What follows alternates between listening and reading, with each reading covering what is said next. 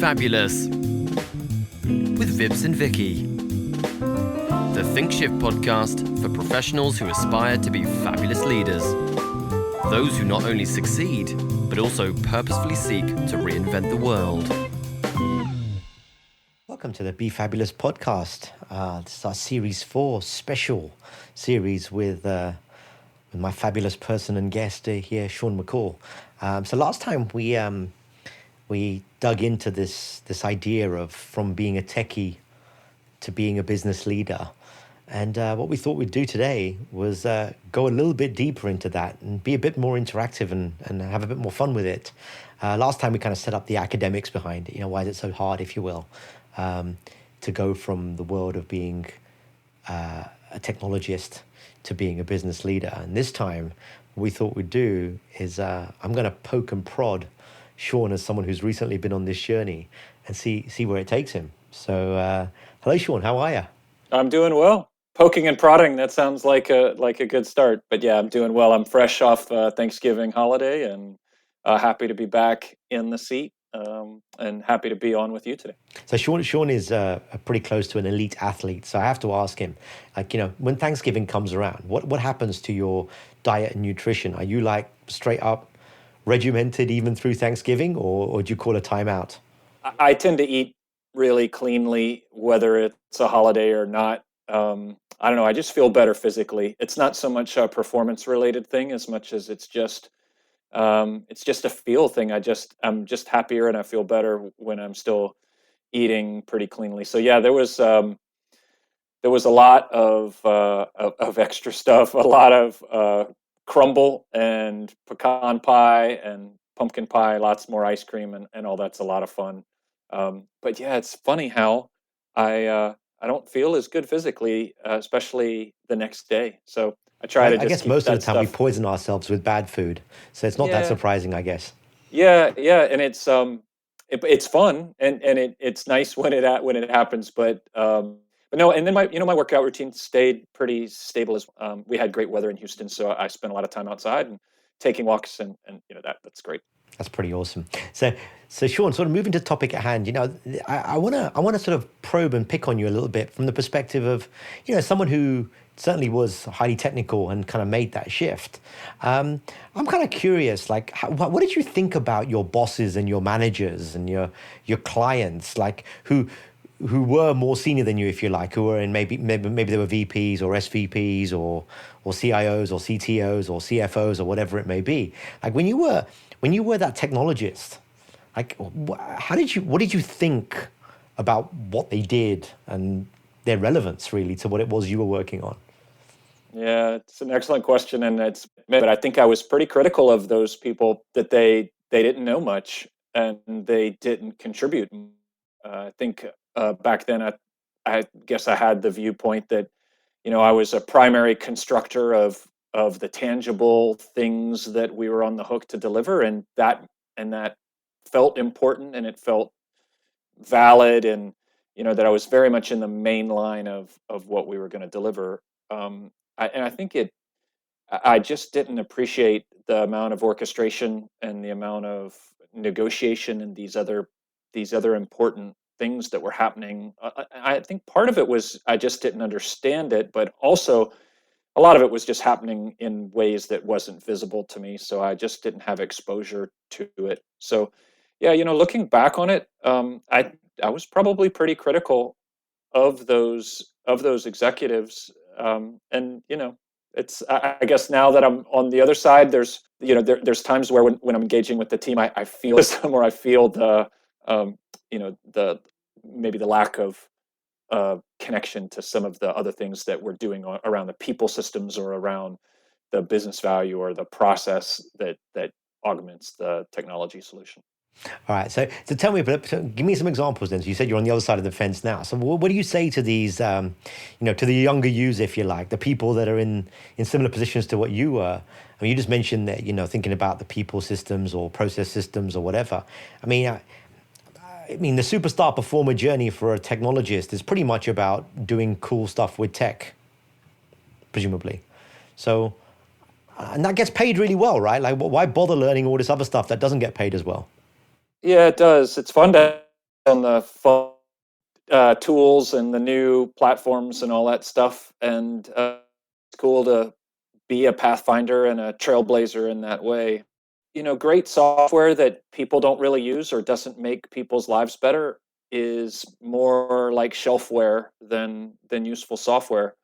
And so sometimes it's making the using those tools and getting totally into it in a way that creates that shelfware. And I think that's underwhelming for all the best technologists. So, probably the most anchoring thing that I found as a technologist, and then these days, like I said, being on the other side, is just trying to connect it back to how is this going to make people better. And if it's going to, then I think we've all got to rethink it. And if it is going to, then to make sure that we stay with our feet firmly planted on that idea, that we're clear on how it's going to make people's lives better. And then, sometimes there's compromises on technical elegance or whatever, because we're real clear on our focus. Right? Hey, this is how this solution is going to make people's lives better. I don't know about you, but you're hitting me with like flashbacks, because the one thing I used to hate when I was a technologist, which was very long time ago, was I was kind of addicted to you use the word elegance. There was like a purity to coming up with a way that was, I just thought everything through and it's going to work brilliantly. If someone wants to change something, then it'll be so easy if we build it this way or architect it this way or whatever. And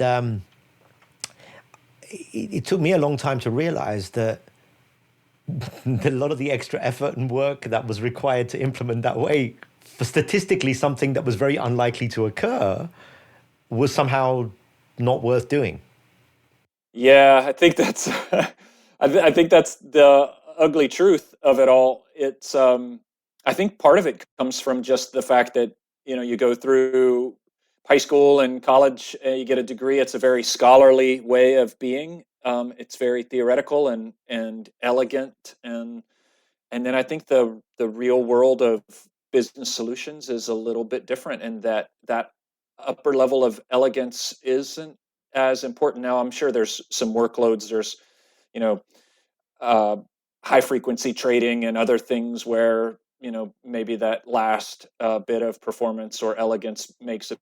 But I would say that probably the process around a technology change, or the change management itself, or truly understanding how it's going to influence the people that are using it. I have to ask you, is that something you struggled with or do you still struggle with? Yeah, it is. That sort of scholarly way is something that I'm pretty comfortable with, and in a lot of ways, I think I gravitated towards computers and programming because it was a way to avoid the messiness of the people. So it kind of came back full circle on me, and I realized that nope, that wasn't actually a way to avoid it. In fact, it was quite the opposite. It squared me up on it even more so than I think I realized. So yeah, it's been a little bit of it's kind of like peeking around the corner. You're like, do I really want to go all the way around the corner, or do I just want to peak? And Do I so want I to think pretend to back in go? my Do I early, pretend to want to go around the corner, but not yeah, really? that's right. And I think early in my technology days, I think I knew I needed to go around the corner, but I only really felt comfortable Yeah, peeking around the corner. yeah. So if I take your idea a little bit further, you mentioned that the best people want to be working on products or building technology or software that people are going to use that's impactful and so forth. But then at the same time, we also said that, at least I said that I found it quite hard to let go of the elegance and purity. Um, does that kind of mean the best developers are more pragmatic and less pure? Well, I don't. It might, but I don't know that pragmatic and pure are necessarily on the same polarity. I think that there's an element of solutioning that just has to have pragmatism, period, or you're gonna write solutions that collect dust, whether they're technology or business or process.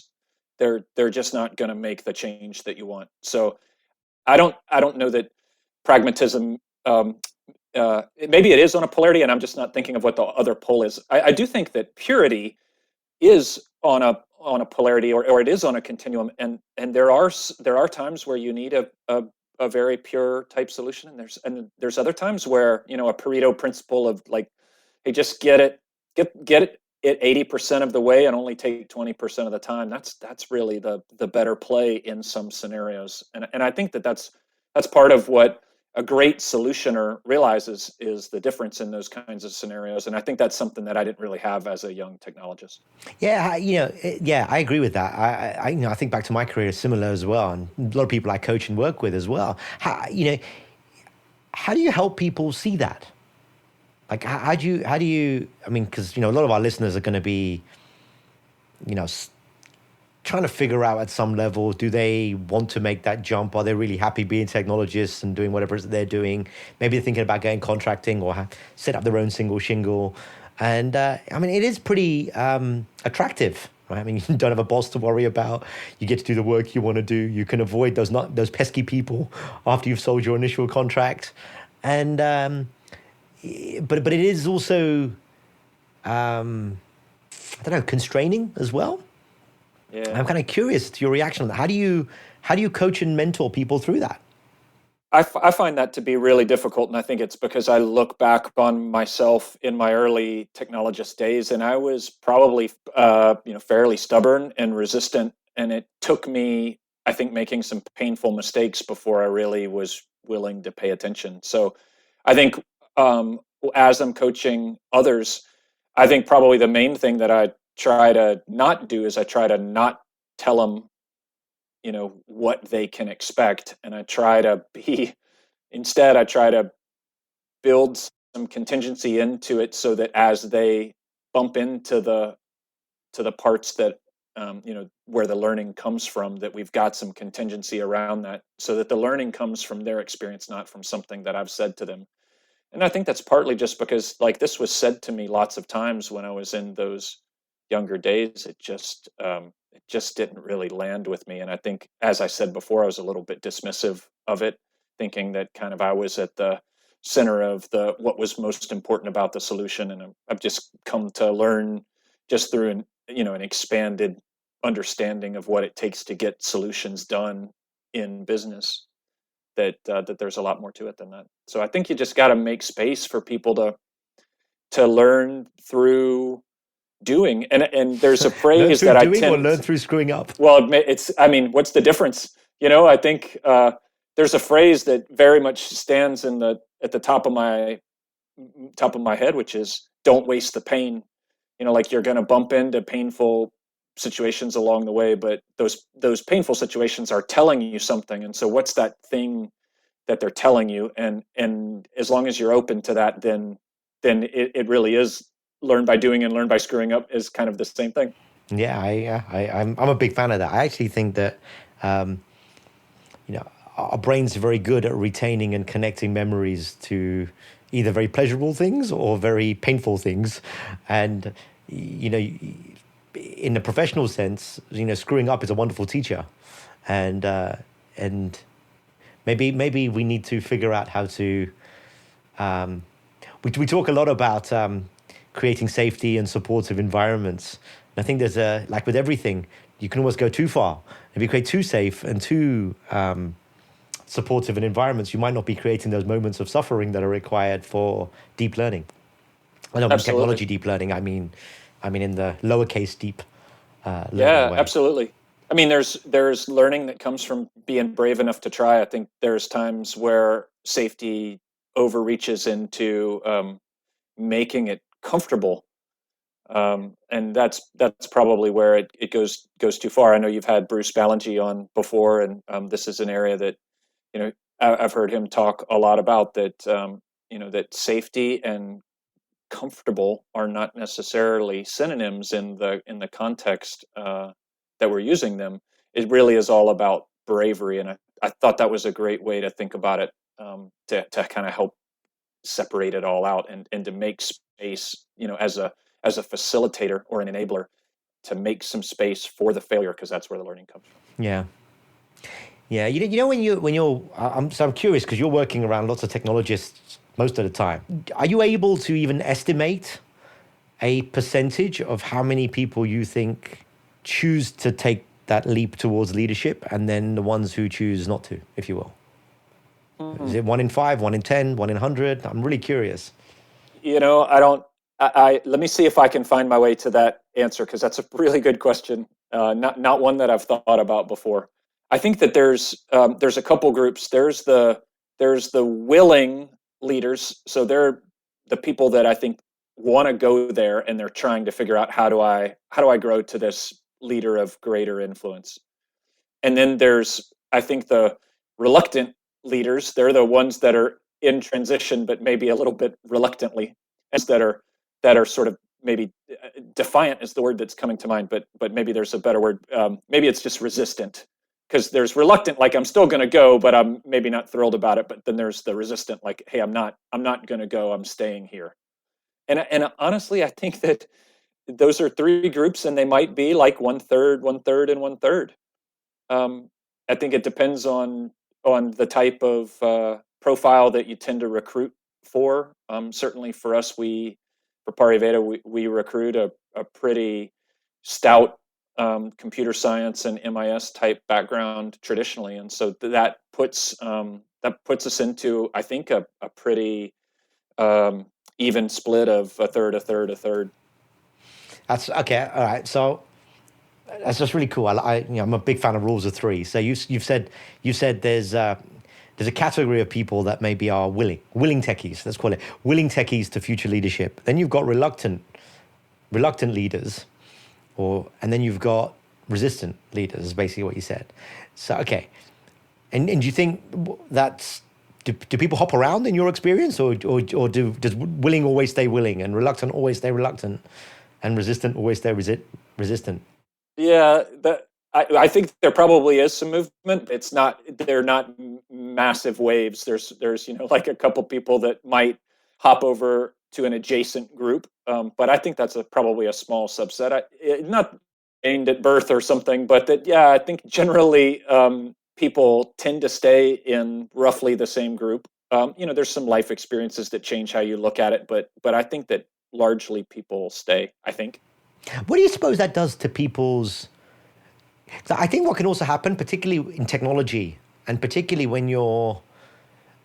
One of the benefits of technology has been that if you're reasonably good, you get paid really, really well relative to the market, shall we say. And when I mean the market, I don't mean the technology market. I mean every other functional area you could be employed in the professional world.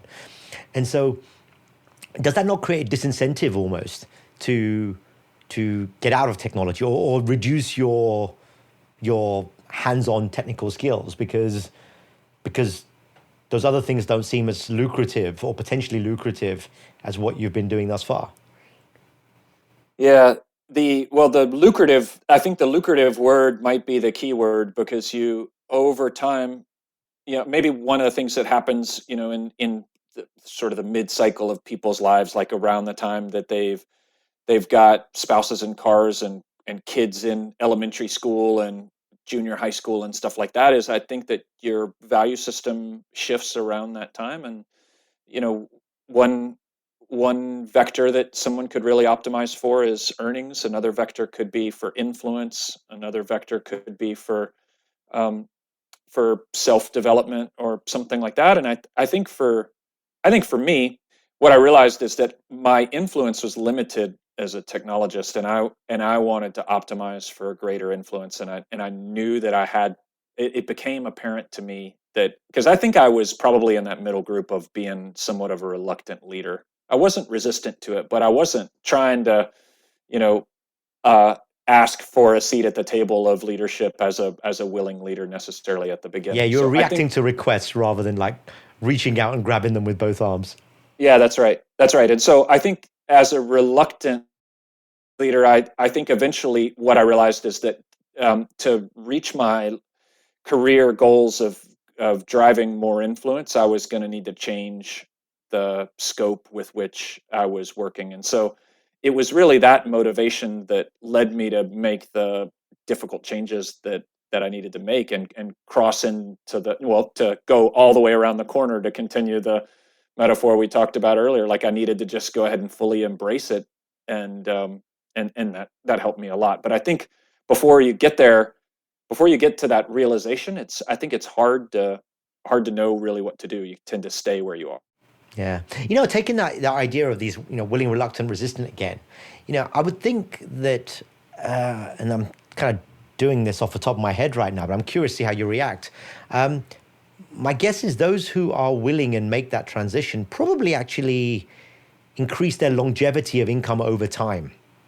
It's a little bit like a good analogy is like a professional sportsman or sportswoman. You can, if you're an elite athlete, you're likely to make a lot of money while you're an elite athlete, and then at some point, and it'll probably be younger rather than later, your athlete career will end or will reduce.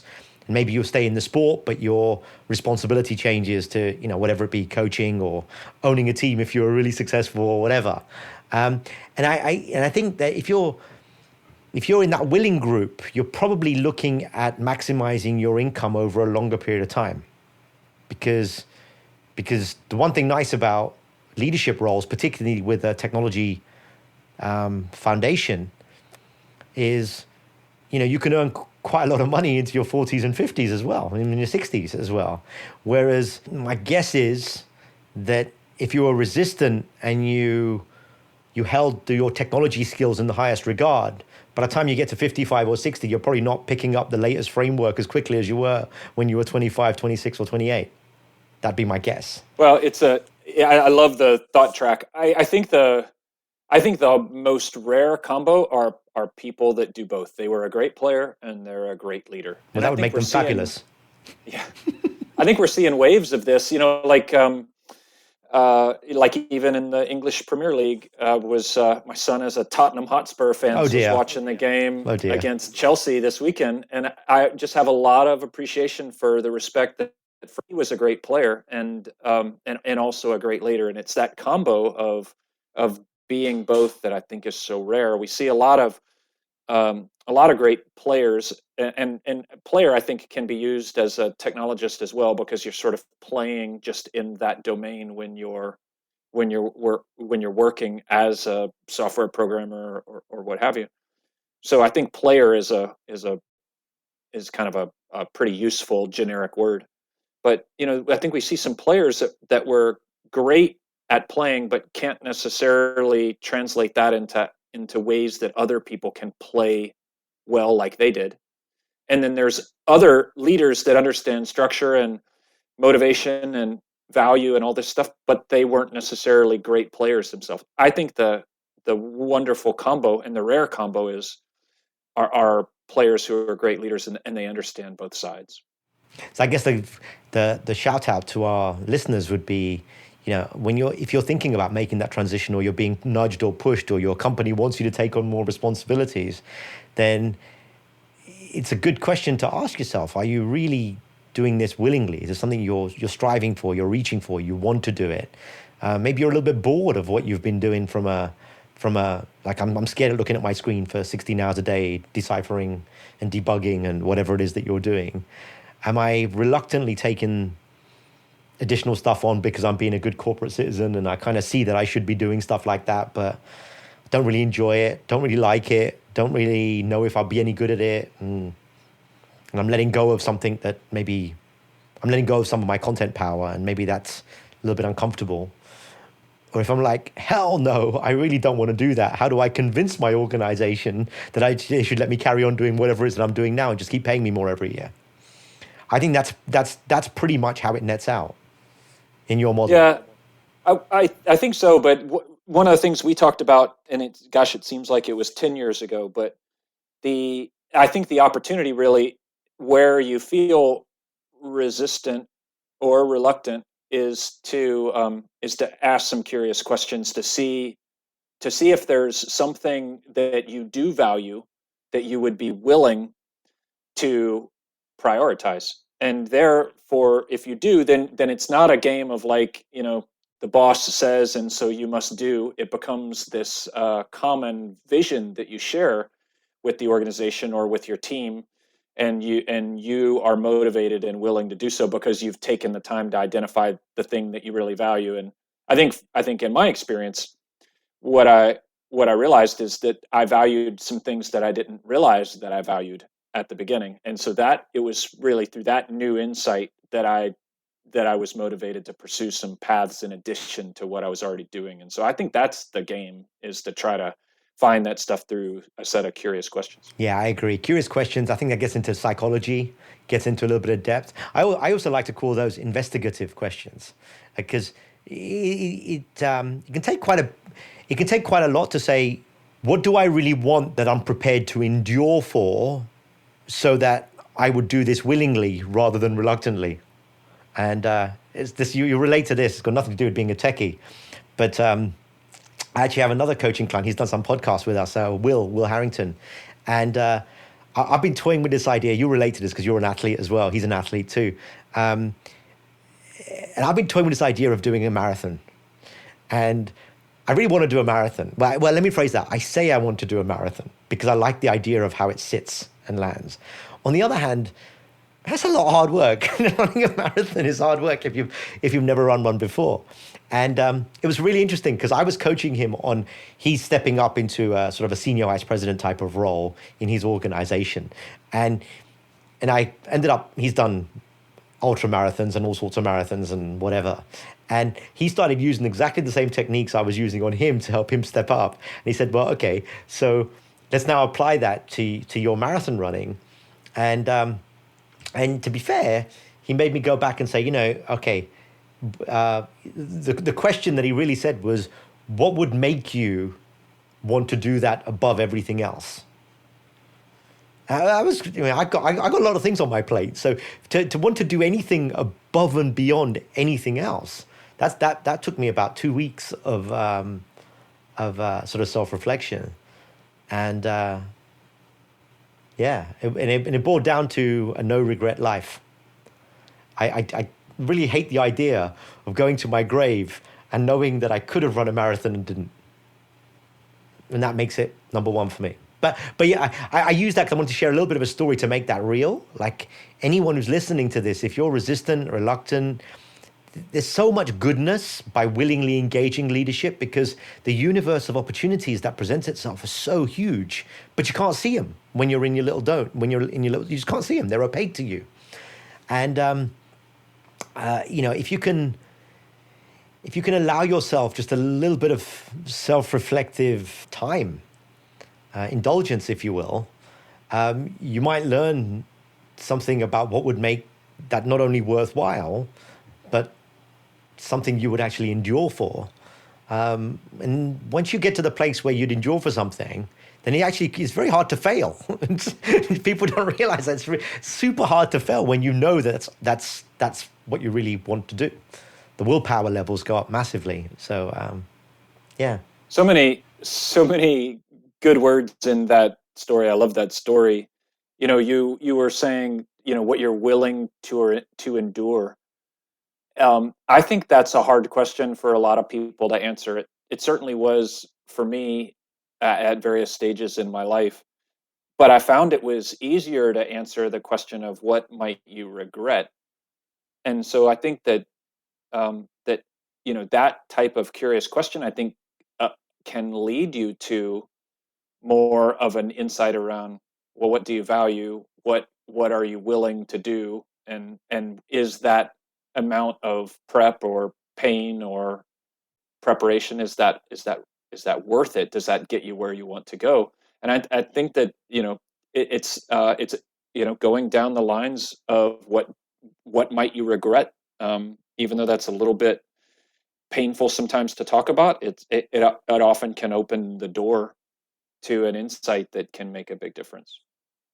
Because I think part of what helped me make the change from just a hardcore technologist to a leader, it was, I think I had a fear of not reaching my full potential of influence in the world. And so I think the honest answer is it was a little bit of a negative based fear of and so there was this fear, there was this possibility of regret that I would leave something on the table.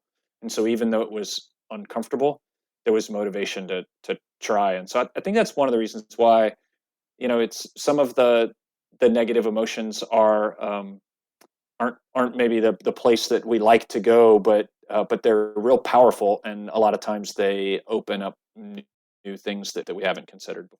Hey, I got to jump in there. I almost never recommend books because I'm not a huge book reader. I tend to be an audiobooks reader. And then the problem with audiobooks is I don't have a very good memory for remembering the authors. And therefore, I find it difficult to bring up books and I can't remember the author. It sounds terrible. However, you just said something that was really interesting. I do want to give this book a plug. You said, it may have been, you almost described it as maybe it was a little bit selfish on my part to want to do that. And there's this fantastic book called The Elephant in the Brain, Hidden Motives in Everyday Life. And it's by Kevin Simler and Robin Hanson on Oxford University Press. I can't believe that, but there you go. I can't believe that I remembered it. But it's really talking about this very phenomenon. And it's really saying that, certain motivations that we have are kind of acceptable and desirable in society, like trying to do good things, saving lost puppies. These are all good things, right? These are positive motivations. Make the world a better place, make the environment more sustainable. All these things are very positive motivations.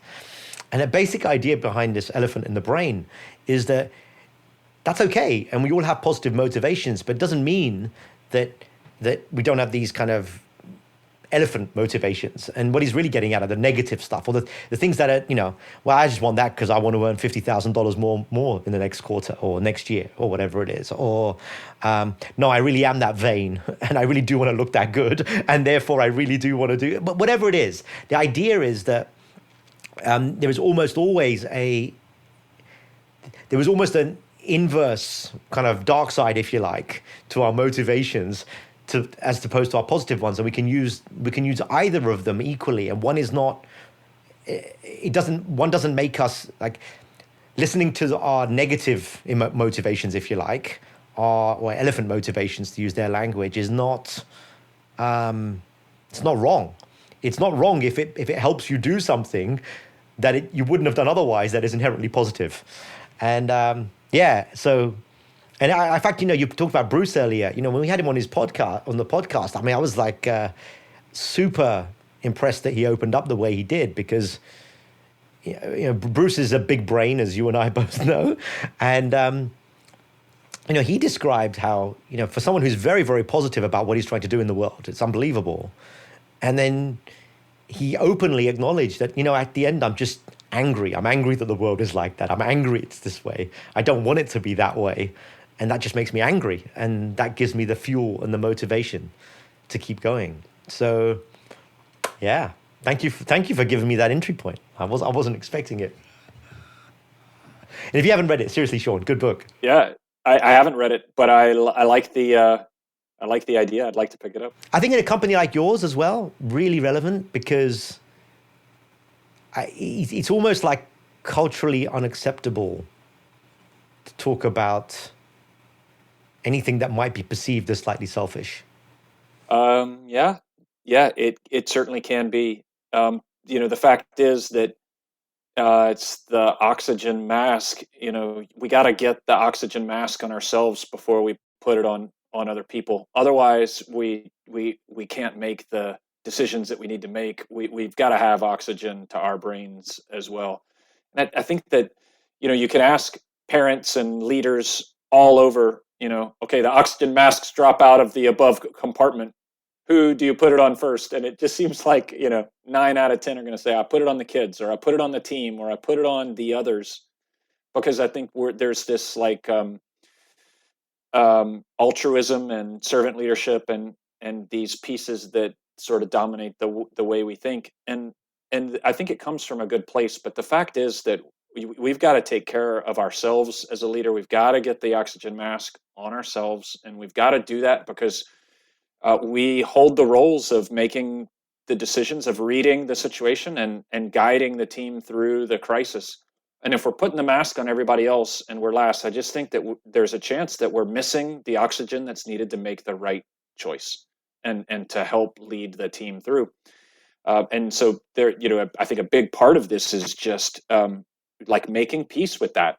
I'm going to put my oxygen mask on first, and then I'm going I'm going to be the right leader for this group through this situation. That's awesome. Yeah, yeah, I couldn't agree with you more.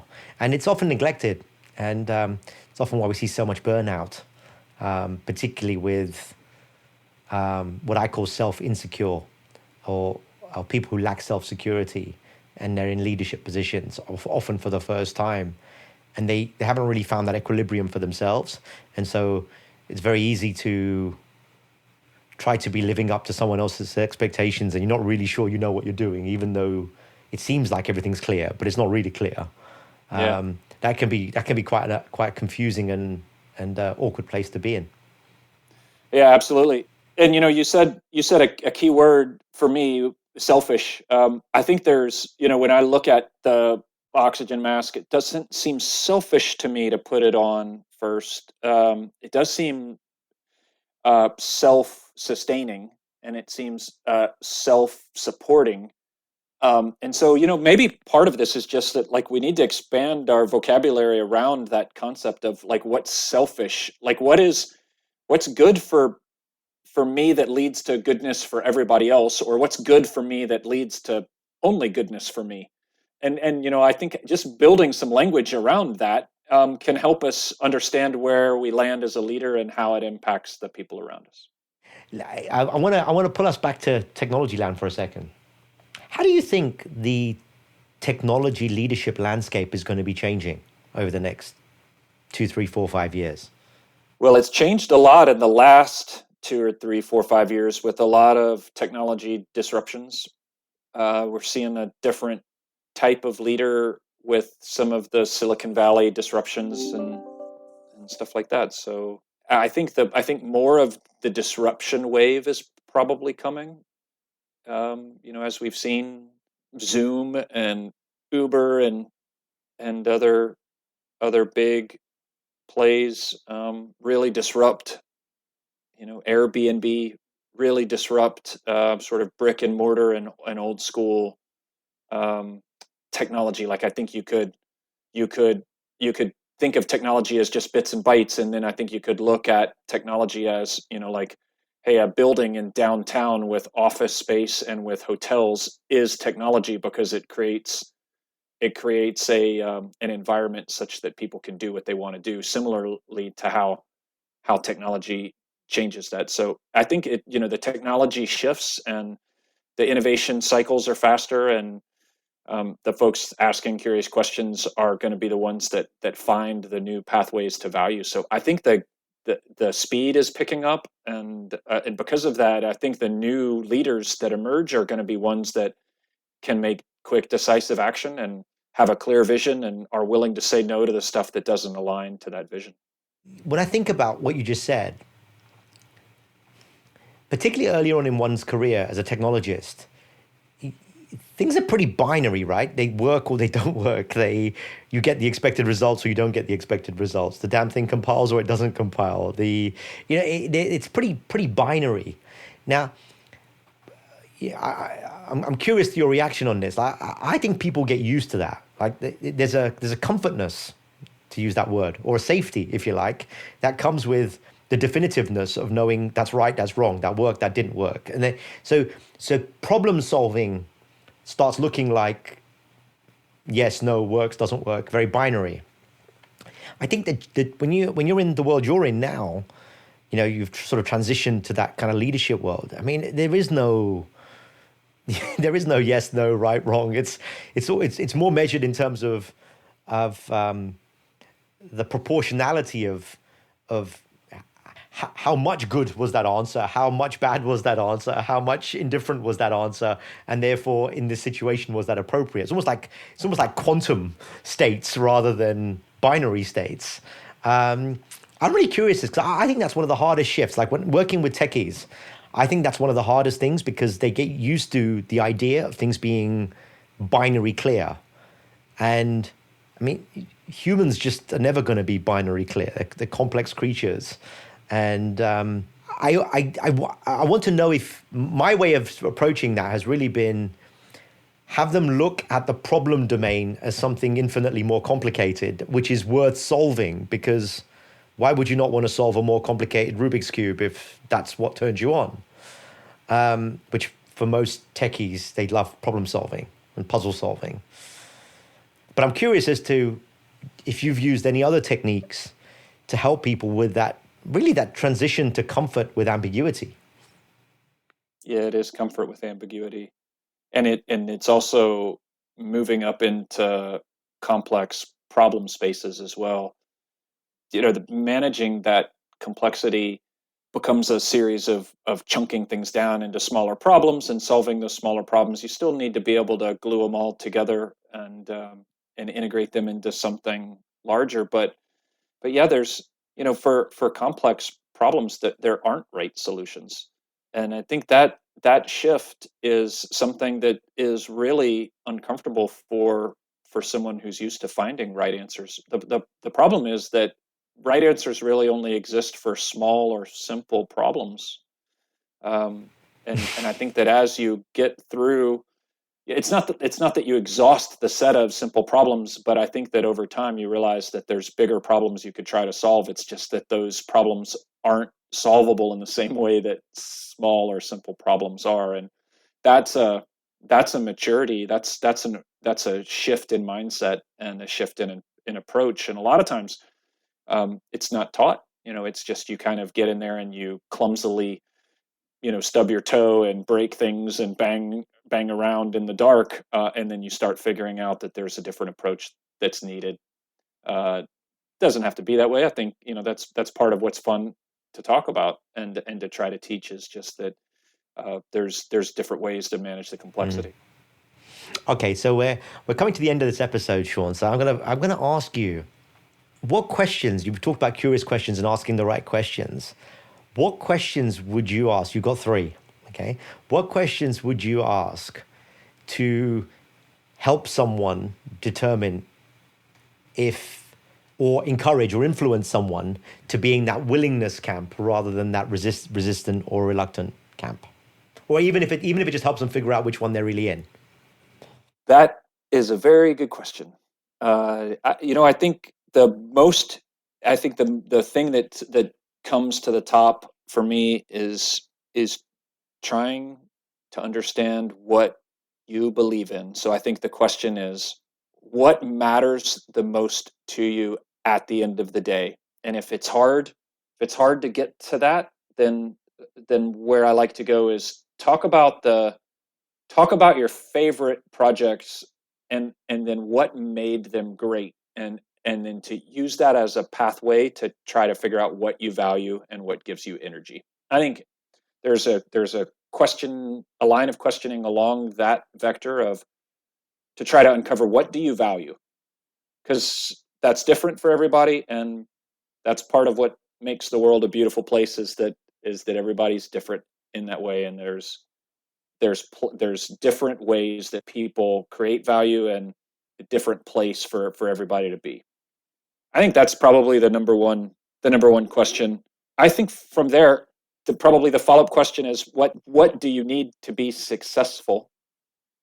Because I think then that, once you establish what you value and what you're willing to work hard for, then you start sizing up the delta between what do you have and what do you need, whether that's like internal capabilities and confidence, or external resources and stuff like that. So just like it's kind of a moment of being honest with yourself, and then what are those gaps, and then how can you close the gaps, whether it's through learning or through acquisition of resources or coaching or whatever it is.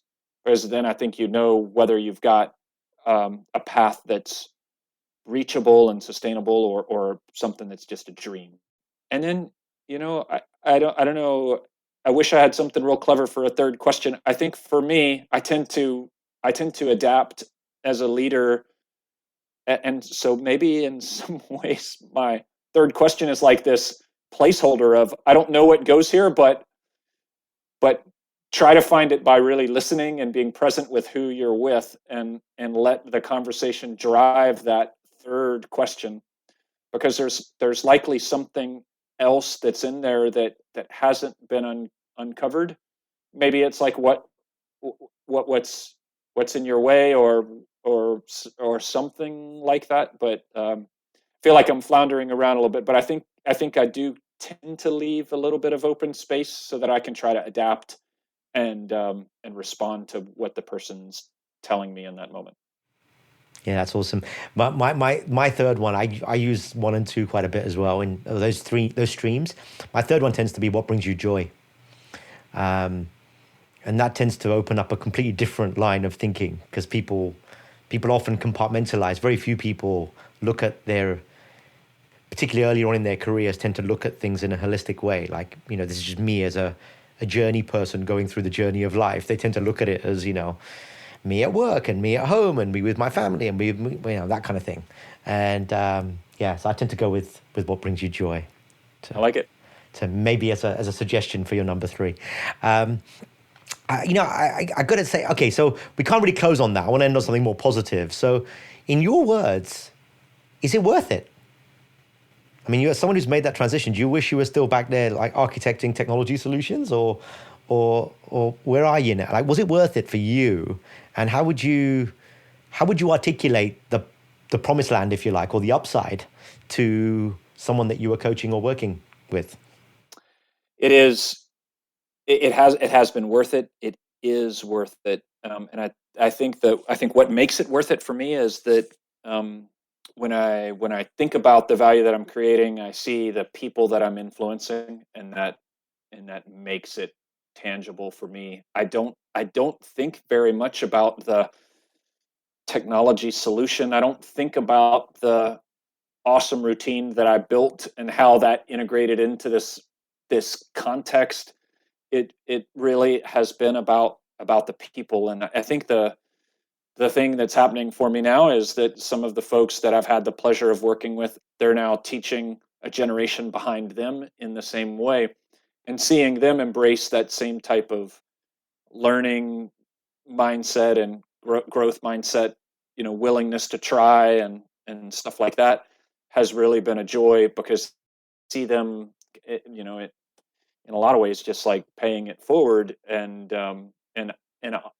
it was a way for me to honor the people that invested in me by investing in someone else. And then it's really fun for me to see people I've invested in to choose to invest in others in a similar and even better way. And like that creates this force multiplier that really energizes me. So that is why it's easy for me to say, yeah, it was worth it, and I hope to do more of it. I have nothing to say to that other than thank you. And until next time, everyone, be fabulous.